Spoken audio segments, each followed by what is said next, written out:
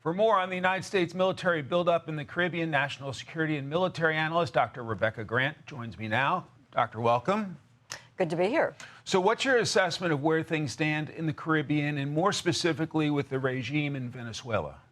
Well, Trump has some tremendous maritime surveillance and strike options in place. The Gravely, obviously part of the Ford Carrier Strike Group. Ford is our newest and biggest carrier. Carrier Air Wing 8's got a lot of great options. But this is all to keep pressure on Maduro. Remember, part of the Navy's mission is preventing piracy on the high seas. Trump is really clear that he wants to end the drug boats, the illegal immigration, and all the chaos that those cartels are causing us. 6 national security Democrats raised eyebrows this week when they put out a video saying to military and intelligence personnel, you don't necessarily need to follow all of your orders.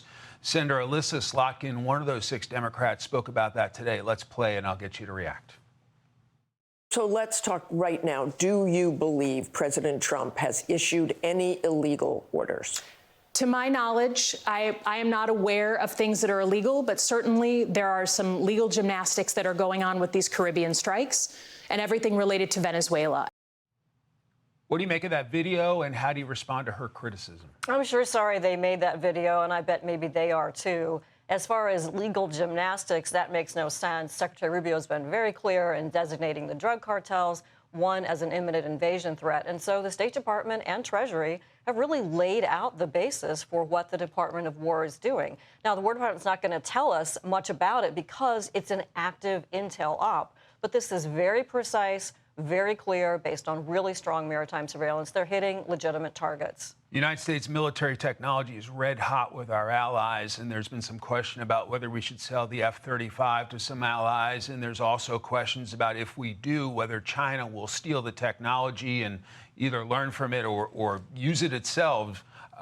Your thoughts on the F-35, and should we be selling them? Well, fantastic jet. And don't worry about the Saudi deal. Saudi Arabia has a highly capable Air Force. And most of all, you know, every foreign jet sale is kind of customized. So we do hold back some U.S.-only technologies. But the Saudis will get the great infrared tracker, the great counter-cruise missile capabilities. The real magic of the F-35 is in our American factories, the engines, the stealth, the avionics, and, of course, our tremendous pilots. So I think this is a good step. By the way, pretty long line at the factory in Texas with so many partners buying. So it will be a while before Saudi receives those planes. Well, that's good news for American workers. To be clear, though, China is not great at creating technology, but they are well known for stealing technology, right? Yes, they are. And they did try to hack F-35 data. What we've seen is a great tightening up of the cybersecurity across the whole supply chain. It is a serious threat. But I'm telling you, China hasn't really cracked our key technologies yet. You can see that in the Air Force. They're always trying, but I don't see a risk in the Saudi F-35 sale. We're selling to many international partners, and we know how to take care of that technology. All right, let's go to the Middle East. Obviously, we have this ceasefire. The Israelis have been carrying out some surgical strikes. Hamas saying that some of these strikes may break the ceasefire, may force an end to the ceasefire. An Israeli government spokesperson talked today, and I want to play it and get you to react. The IDF attacked the Hezbollah chief of staff in the heart of Beirut, who led the strengthening and arming of the terrorist organization. Prime Minister Netanyahu ordered the attack upon the recommendation of the defense minister and the IDF chief of staff.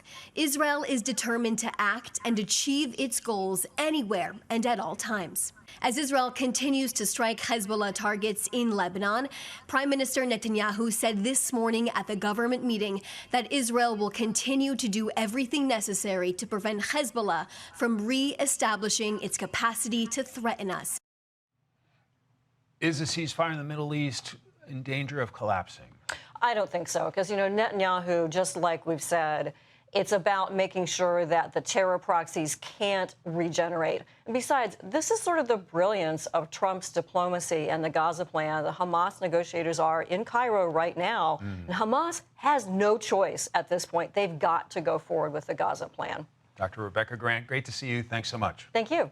Hey, it's Will Kane. Click here to subscribe to the Fox News channel on YouTube. It's the best way to get our latest interviews and highlights. And click to subscribe to the Will Kane podcast for full episodes right now.